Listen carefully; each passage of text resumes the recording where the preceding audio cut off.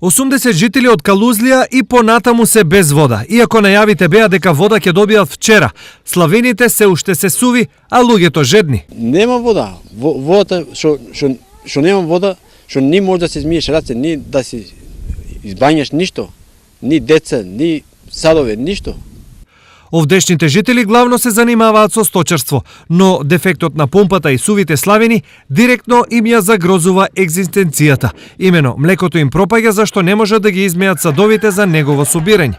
Одеме млеко, нема вода.